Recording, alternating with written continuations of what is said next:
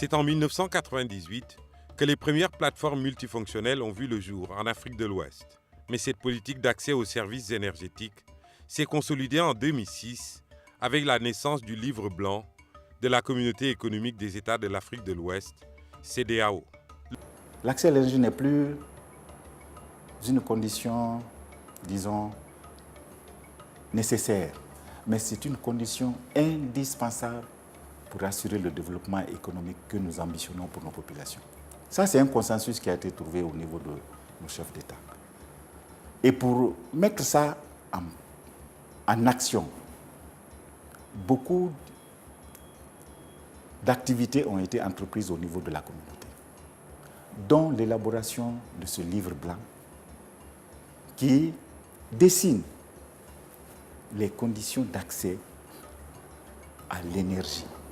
L'objectif du Livre blanc de la CEDEAO est de faire accéder au moins la moitié de la population ouest-africaine aux services énergétiques modernes en 2015.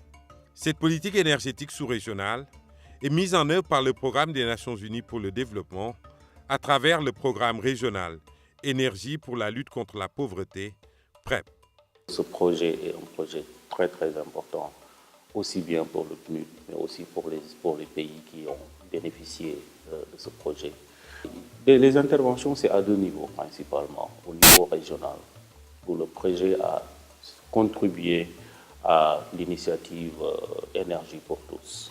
Nous avons beaucoup travaillé avec les communautés économiques régionales, notamment la CEDEAO, la CEAC, SADC, la communauté économique de l'Afrique centrale, et pour un peu les aider à élaborer des politiques, à intégrer l'énergie dans les processus et dans les planifications de développement au niveau régional. Au niveau national, je pense que c'est là où il y a le plus eu de résultats concrets, notamment avec les plateformes multifonctionnelles. Les plateformes multifonctionnelles suscitent un engouement certain dans la sous-région et même au-delà. Les populations rurales et périurbaines se sont appropriées cet outil de développement. À ce jour, 3200 villages disposent d'une PTFM pour près de 4 millions de bénéficiaires. Si le concept plateforme multifonctionnelle a connu un franc succès durant ces années, c'est aussi grâce aux multiples partenaires qui ont su mobiliser d'importantes ressources pour relever les défis de l'accès à l'énergie. C'est en 2007 que les PTFM ont connu un tournant décisif avec l'intervention financière de la fondation Bill et Melinda Gates. Ce partenariat a permis le développement du programme dans des pays pionniers comme le Mali, qui est aujourd'hui à 1700 plateformes multifonctionnelles.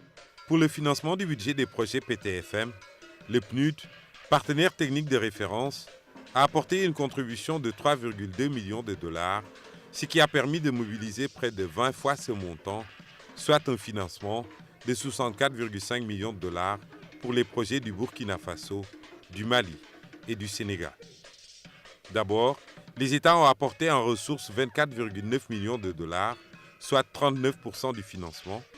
Ensuite, la Fondation Gates a financé pour 23,9 millions de dollars, dont plus de 17 millions, directement dans les 3 pays. Enfin, les partenaires bilatéraux et multilatéraux ont contribué pour 19,7 millions de dollars, dont environ 17,7 du Luxembourg au Burkina Faso. Aujourd'hui, l'initiative plateforme multifonctionnelle couvre 13 pays.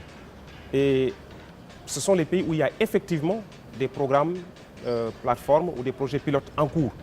À l'échelle de l'Afrique subsaharienne, nous avons tout au moins une vingtaine de pays qui ont demandé l'appui du PNUD. La stratégie de scaling up, de changement d'échelle, vise justement à pouvoir répondre aux besoins énergétiques en milieu rural pour l'accès universel aux services énergétiques en milieu rural. Après des phases pilotes et de développement très concluantes, le Mali, le Burkina Faso et le Sénégal souhaitent entamer une phase d'extension de la PTFM. Les phases pilotes des PTFM en Guinée, Guinée-Bissau, Togo et Niger sont sur la bonne voie. L'objectif qui est poursuivi, c'est d'assurer l'accès de toutes les communautés à l'horizon 2030 à un minimum vital commun. Et ce minimum vital commun, c'est l'accès à l'alimentation de base, l'accès à des services énergétiques, à l'éducation et à la santé. Ces pays ont bénéficié de l'appui du PNUD PREP et d'autres partenaires techniques et financiers, mais également de l'expérience des programmes nationaux PTFM du Mali, du Burkina Faso et du Sénégal. Dans les prochaines phases, les États ouest-africains veulent étendre les PTFM dans le plus grand nombre de villages. L'accent sera essentiellement mis sur les énergies modernes, nouvelles et renouvelables. Une orientation stratégique contribuant à une plus grande rentabilité des plateformes multifonctionnelles. Le concept des PTFM vertes cadre avec les objectifs de l'initiative Énergie durable pour tous des Nations Unies. Le Sea4All vise d'ici 2030 l'accès à l'énergie de tous, le doublement de l'efficacité énergétique et de la part des énergies renouvelables dans l'offre énergétique mondiale sont également deux autres priorités du Sea4All. Pour faciliter l'accès à l'énergie vers l'horizon 2030, la CEDEAO entend privilégier des stratégies énergétiques sous-régionales. Les potentialités énergétiques sont inégalement reparties sur l'espace de la CEDEAO. Donc, il faut pouvoir, aujourd'hui, profiter de cet ensemble énergétique pour créer le mix énergie pour que la population ait accès à une énergie moins chère. Nous avons ciblé des sites énergétiques à caractère sous-régional. Donc aujourd'hui, il faut réactualiser cette politique énergétique régionale pour que, n'est-ce pas, cette politique soit ancrée dans les agendas nationaux des États de la CEDEAO. Ça, c'est un objectif qu'on s'est fixé et que dans les années à venir, qu'on va pouvoir finaliser pour que cette politique régionale devienne, n'est-ce pas, soit vulgarisée au niveau de tous les États.